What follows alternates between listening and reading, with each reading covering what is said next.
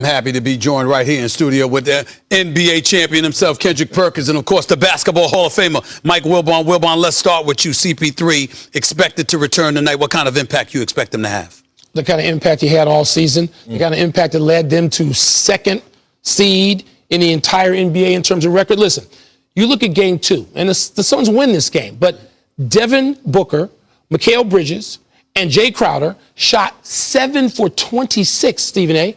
We know who's going to get them better shots. You know, the cliche, he makes everybody better. It doesn't apply to anybody more than it applies to Chris Paul, and particularly in this season. You look at those three guys right there. You think that Devin Booker is going to have more turnovers than baskets? That's what happened in game 2. More turnovers, 7 to baskets, 5. That's not happening tonight. What about you, Perk? You know, when I look at CP3 and his effect, we have to all remember when he left the Clippers, that was a bad breakup. So him coming into this game tonight, remember, he's on a mission. He wants to beat these guys. And like Wilborn just said, Stephen A., look, those guys in that locker room, they're going to feel that energy with CP3 back on the floor. And if the Clippers couldn't beat them without CP3, what you think is going to happen tonight? Before I move on to my second question, Mike Wilbon, I think we got to take a moment here to give Big Perkins some props there. The suit game is kind of fly right there. The shirt with the tie. Very, very nice, Big Perk. I want to give you some love. Very, very nice. But I'll ask both of you this question real quick before I go to my next question. Patrick Beverley, we know what a pest he can be on the defensive end of the floor. Paul George, he's capable of defending. Reggie Jackson is not a slouch per se. And Chris Paul's been out the last 2 games. Could Russ potentially be a factor with CP3, either of you guys? I don't see it happening. I mean, at the end of the day, we know that he's been in his home in L.A., but we also know that he has a full court basketball court there. So CP3 has probably been working out. He's a true professional, Stephen A. He hadn't been out 2 weeks. He's been out 2 games. And not only that, that shoulder probably feels better. Perk would know more about this. Probably feels better than at any time since the playoffs started because he's gotten some rest and treatment and practice. So I don't see Russ being a problem for long, maybe a half. That's about it. Let me transition to an uncomfortable subject because I love Paul George. I think he's class personified, and obviously I think he's a star in this league, but he has something to prove coming into this postseason. And from the moment Kawhi went down, 31, 31, 37 points, the last 3 games of the semifinal series against Utah, had 26, he had 26 in game 2 the other night. We know what he brought to the table, but we also saw him miss 2 pivotal free throws, 8.2 seconds left, missed both. The only time this year in over 100 tries that he missed back-to-back free throws was in February. Big Perk, I'll start with you. How big was the opportunity missed by Paul George when he missed those 2 late free throws? Well, you know, it's crazy because he had been playing so well, but when you look at him at the free throw line, knew he was going to miss the second one because he was blowing in his hands. He was nervous. He was nervous like me going into the Catholic Church and have to go repent my sins in front of the priest. That's how nervous Paul George was. But, you know, at the end of the day, you know what I don't like, and the great Doc Rivers always used to tell us, everyone, and including myself, I'm falling victim into this. Everyone looks at the last possessions of the game and forget what happens in the first, second, and third quarter. And I hate that he got put in that position, but with that being said, Kevin Garnett used to tell me, this is why we get paid the big bucks. We deliver in the fourth quarter when it matters the most. Wilbon? Sometimes should have is followed by redemption. You get that chance back. Sometimes should have is just should have. And that's the question now about the Clippers. They should have gotten game 2. But now you have the circumstances changing where Kawhi doesn't come back and Chris Paul does, and Paul George has this. I loved his demeanor after the game. We talked about, what happened, missing the free throws and come back the next game.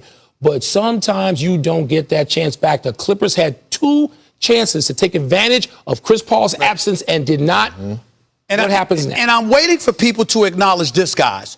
The Phoenix Suns are not the Utah Jazz. The Utah Jazz had a superstar in Donovan Mitchell, but surrounded by a bunch of people because Mike Conley was out. Mike Conley Jr. was out. So he was surrounded by a bunch of people who needed him to create shots for them. That's not the Phoenix Suns. It's nice to have CP3 creating shots for you, but Devin Booker doesn't need CP3 to create a shot for him. Cameron Payne doesn't need CP3, and that's his sub. That's his backup. You don't necessarily need stuff like that if you're the Phoenix Suns, and that's the difference. And that, with Kawhi Leonard's absence, Clippers in a world of trouble. Max, go first on this. Go ahead, Max. Oh, it's the Clippers. I'll save. I'm going to say the Clippers, and I'll save CP3 and Devin Booker for you. But this is the Clippers. This is Ty Lue. You got to give it to the guy.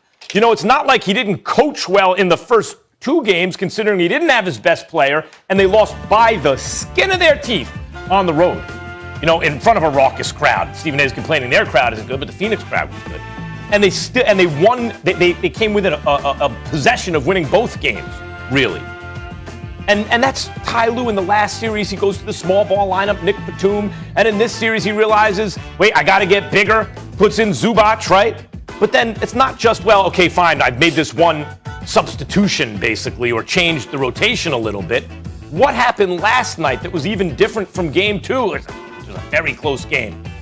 It's Zubac and Morris off the bench. There's no Boogie Cousins in the rotation. There's Terrence Mann defensively getting an enormous assignment. There's Patrick Beverley. So first it's the in-game adjustments and the in-series adjustments. But then it's also, Stephen A, the confidence Ty Lue instills in his team. You know, I'm thinking of the play where Kennard, late in the game, missed that 3. Remember, it would have put him up 19. The game would have been done in the 4th quarter. He misses the 3. They come back on the other end. They hit a 3. It's now a 13-point game. They cut it to single digits, and you started getting the feeling, here it comes, Chris Paul, Devin Booker. They're going to do it again. They could sweep the Clippers. But they remained resilient. That has a lot to do with their leader, who is, in fact, their coach, Ty Lue. Ty Lue may very well be the best coach in basketball right now. And what I love about it is that he could have had the Knicks job. Not the Knicks job. He should have had the Brooklyn Nets job.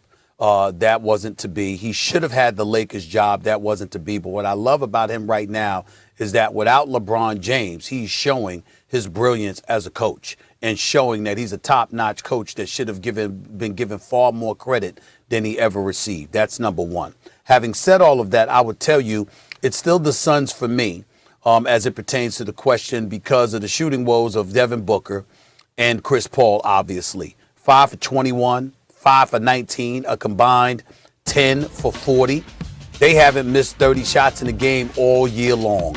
But that's what happened last night. You can also attribute injuries to it to some degree because Cameron Payne being out after just 4 minutes due to an ankle injury is a tremendous loss. How do we know this? Because in game 2, the brother played 37 minutes backing up CP3, who was out due to COVID. And what happened? This dude drops 29 points, 8 assists without a single turnover. 0 turnovers in 37 minutes. That's a brother you miss when you consider that, particularly when he shot 50% from the field in that game as well, en route to those 29 points. He pushes the ball up the floor. He's aggressive. His aggression and his athleticism can match what the Beverleys and the Terrence Manns of the world may throw at you.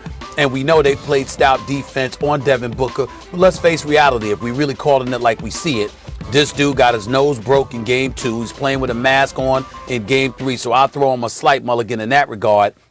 But in the end, it comes down to CP3 and Devin Booker. If they play like that, Phoenix is going to lose this series. They know they have to play better. They have to be better. You can't be that ineffective and that inefficient against these Clippers. We see how exceptionally well coached they are. We see that they're a bunch of rough riders. We see that they're not scared of anything. And you combine that with Booker and CP3 shooting the ball the way that they did. I'm sorry. And let me not forget to put Zubac in there with 16 points, 15 rebounds. We've been raving about DeAndre Ayton, but Zubac sold up last night and was formidable in and of himself. So all of those things played a role. Well, you can't deny injury. Like Payne and Chris Paul and Devin Booker, you can point to bad luck, and you'd be right. Just like you could point to bad luck with Kawhi, and you'd also be right. I've said from the beginning, injury has completely decided the playoffs this series. Every series, you're seeing the best or second best player on the team out with injury, like starting with the Lakers and KD and AD LeBron and AD, and the Nets, obviously Harden and Kyrie, in every series. And this series is no different.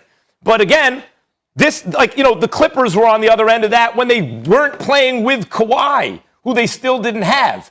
And we didn't, when we were analyzing that game, simply say, well, they don't have Kawhi, therefore we lost. You have to get into why. You're absolutely right to say Devin Booker shows up basically with a broken face and a face mask. It probably affected his shooting. Chris Paul comes off of health and safety protocols, or did he have COVID? I don't know. But clearly he was affected. He was rusty. He was not the usual Chris Paul. Cameron Payne hurt him earlier, and if he's not all those things are true. Then the question is, What are you going to do about it? Are you prepared for the opportunity? And a lot of other coaches, Stephen A., other than if it's not Ty Lue, don't have the courage to make those kind of adjustments, the courage of their convictions, and say, nope, we're going to change this right now. Ty Lue does, and he's not afraid to. We think about, and we're going to talk about this later in the show, but the Philadelphia 76ers, do they lose that series if Ty Lue is their coach? Well, probably not, because Ty Lue probably would have benched Ben Simmons. So that's something that's worthy of pointing out. I don't know the answer to that question, but what I will tell you is this.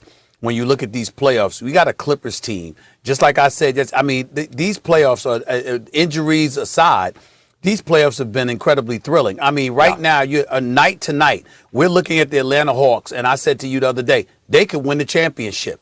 Well, guess what? So could the Clippers without Kawhi Leonard. I don't see him winning the championship without Kawhi, Stephen A. I didn't say I see it, man. I said they could. That's all I'm trying to say. Everything's up for grabs. And what I mean is everything's up for grabs, because right now, let's say, for example, Atlanta.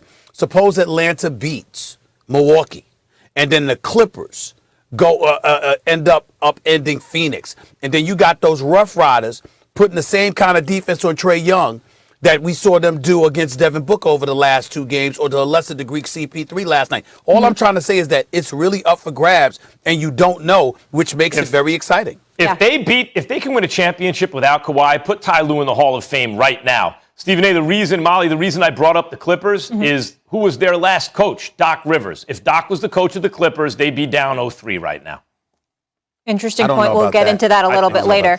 The other part that's interesting, Stephen A., it's all up for grabs. We also have 4 teams that haven't won a chip since the merger, which is, I think, 76.